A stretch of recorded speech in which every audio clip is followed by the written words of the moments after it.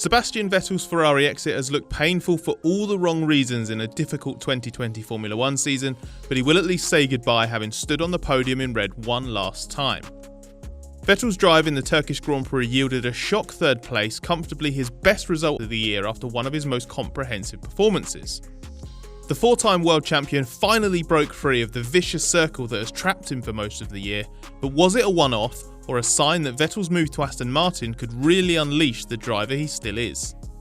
I'm Scott Mitchell for The Race. Thank you for checking out another of our F1 videos. Have a think about subscribing if you haven't already, and welcome back if you have. We're going to dig into Vettel's big problem of 2020 and how he briefly escaped it. The vicious circle Vettel's been trapped in. Before his Turkish Grand Prix podium, Vettel had scored just 2 points since the Belgian Grand Prix, a 7-race stretch in which Ferrari fell to rock bottom, then recovered to be a contender for F1's third fastest team again. Even one-off Eiffel Grand Prix stand-in Nico Hülkenberg had scored more in that time, and Vettel was in the same bracket as Alfa Romeo's two drivers and the Haas of Romain Grosjean, while only Kevin Magnussen and the two Williams drivers scored less. And across the period in question, teammate Charles Leclerc had bagged 46 points. The root of this is qualifying performance, as it's on Saturday that Vettel's limiting factor is most pronounced. It prevents him from getting the car to the limit, as he has conceded he cannot feel the grip that Leclerc can.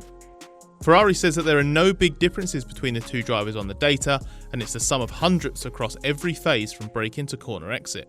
The curiosity within this is that Vettel seems at a loss to determine the root cause. He highlighted the extent of the confusion in the build-up to Imola when he said that so far in my racing life I've always been able to extract the maximum, but this year seems a bit different.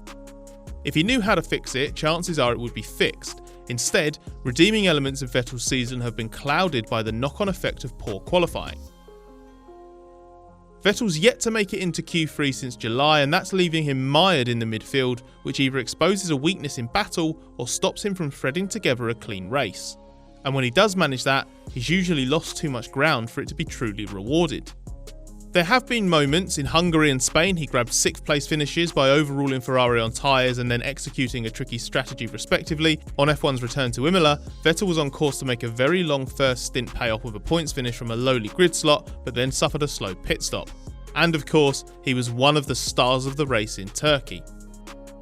These are the exceptions that prove the rule, that when Vettel is able to drive his own race, he's absolutely fine. But his Saturday weakness tends to condemn him to an environment that either brings out the worst in him or makes it hard to exploit fundamentally better pace than those around him. Why Turkey was different. Vettel enjoyed a transformative race at a rain-hit Istanbul, banking his first podium of the season thanks to a last lap error from Leclerc.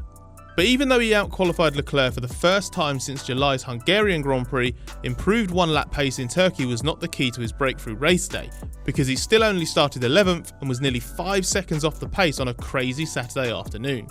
What made the difference in Turkey was a great first lap, only possible because of the conditions in which Vettel showed exceptional judgment. He jumped several cars on the slipperier side of the grid with the launch alone, then avoided being suckered into turn 1 behind the running deep Mercedes of Valtteri Bottas. Vettel was able to cut underneath as Daniel Ricciardo clipped Renault teammate Esteban Ocon into a spin, and Bottas lost it on the outside as well.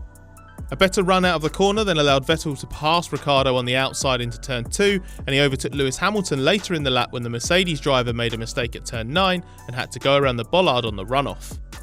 Finishing that first lap in third put Vettel in an unprecedented position this season compared to what he's faced in most of the races. In a normal Grand Prix, opportunities to recover from a mediocre grid position like that simply don't arise unless there's a spectacular variable like a multi-car crash. And in Turkey, Vettel made sure he took advantage. Once graced with that track position, Vettel proceeded to produce the goods, keeping Max Verstappen at bay until pitting to switch early from wet tyres to intermediates, and then holding off Hamilton for his entire second stint. A slightly too conservative approach while his second set of inters grained opened the door for Leclerc, but Vettel was still on course for 4th. Verstappen chewed his tyres and needed to pit 3 times, while erstwhile leaders Lance Stroll and Alex Albon had no pace on their second set of inters. But the other racing point of Sergio Perez was fading fast in second as well. Leclerc and Vettel caught him at the very end, with Leclerc getting ahead on the final lap, only to lock up into the hairpin and run deep. Vettel nipped by to grab third and even thought he might steal second on the line as Perez scrabbled for grip at the exit of the final corner, but still, third place was a fine and welcome result in the context of Vettel's season. A reminder of the driver he really is. With a podium to celebrate, Vettel cut a very different figure after the race in Turkey to the one we've seen so much of this season. He's never hidden from the fact that he's struggled to be properly quick in the SF1000, but he has also made a few high-profile mistakes, including spins in Austria, Britain and Germany. It's combined to make for a challenging year, Vettel's worst in Formula 1 and far from the Ferrari farewell he wants as he prepares to leave the team. That form has inevitably led to tough questions and from some quarters blunt observations that Vettel might not be the driver he once was. His drive in Turkey was an opportunistic and emphatic rejection of that. The Vettel that starred in Istanbul will be an enormous asset to Racing Point in its transformation to Aston Martin next year, and exactly the kind of asset Ferrari will be sad to lose. Though he has had his struggles this season, he's also grabbed the rare opportunities to show the value of his experience and racecraft, even if the stars haven't always aligned. A driver of Vettel's calibre should be mourned when he leaves the team, but his goodbye to Ferrari was looking sad for different reasons. So at the very least, finishing on the podium will be the charming twist his season needed to end in a more fitting way, but it can also be the justification for anyone who believes he can rediscover his best form. Given the opportunity, Vettel showed he still belongs at the front in Formula 1, and if his move to Aston Martin can unlock the one-lap performance this season has often lacked, he will not need outlying races like this to be at the sharp end. Were you happy to see Vettel back on the podium again? Do you think it's a sign of things to come at Aston, or just a one-off in freak circumstances? Let us know in the comments below, leave us a thumbs up if you enjoyed the video, and make sure you're subscribed to join us again for more in the future.